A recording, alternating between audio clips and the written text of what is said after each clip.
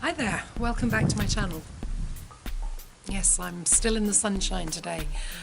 I'm not sure if today's mindfulness should be called the daily mindfulness or the daily ramblings or daily rantings. But I was travelling recently and I found myself visiting 4 different airports. And while I was sat in the airport, I was just looking at the people all around me and I was having a moment or two of reflection, or maybe an hour or two of reflection, as I had so much time on my hands in between one flight and another.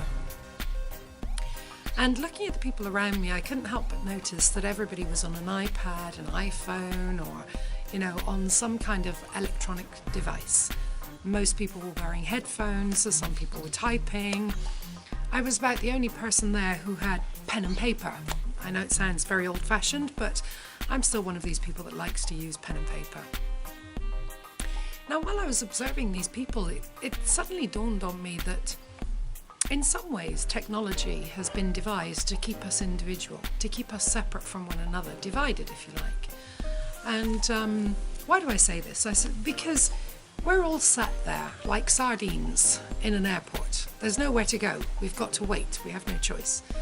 And yet we're all focusing on something that is not here and not now, because we're using technology to write up the projects for next week, to write up the briefings we need for our companies. We're there chatting away in WhatsApp with people that we're not sat next to, people who are far away from us, people we might be going to travel towards.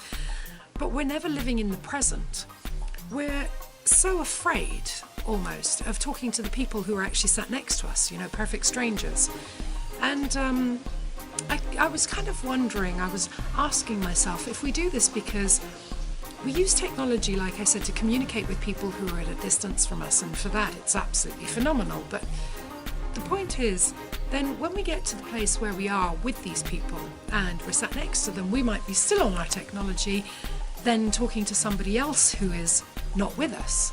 So really, we never get to thoroughly be in the moment and enjoy the moment in the company of the person who's really next to us. And when it comes down to strangers, I have to ask myself this. When we communicate with strangers on the internet, they can be random strangers across the world from us that we've never met. We can be who we want to be. We can pretend to be something that we're not. There are lots of things that the internet hides. The internet acts like a mask, doesn't it? And we can just recreate ourselves to fit in with what we'd like to be rather than maybe who we are.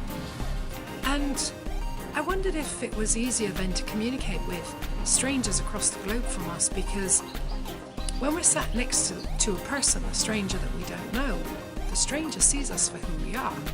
The stranger, there are no masks. We can still, invent whatever we want if we're talking to somebody random in an airport that we're never going to bump into, never going to see again in our lives. But why should it be that we can communicate so freely with somebody who is a stranger on the other side of the world through technology, and yet we can't communicate with the stranger who sat next to us, who might be very pleasant? Why do we allow fear to stand in our way when we have somebody sat next to us, somebody who could potentially become our next best friend, when we have no fear, so to speak, or relatively speaking, in talking to somebody through technology that we've never met?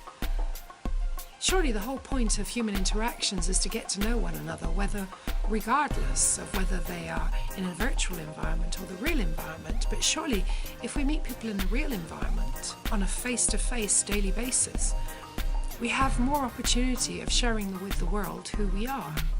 So the next question would be, are we afraid of who we are? Are we ashamed of who we are? Why do we hide who we are?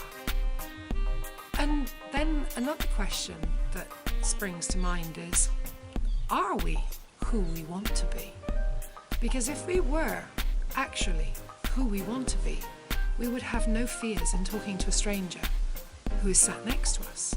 We wouldn't have to hide behind the masks of the virtual environment to become somebody or something that we're not, to try and impress because we need outer validation maybe. So have a think about that. What does it mean to you? and we'll discuss it again in another video. Thank you for watching.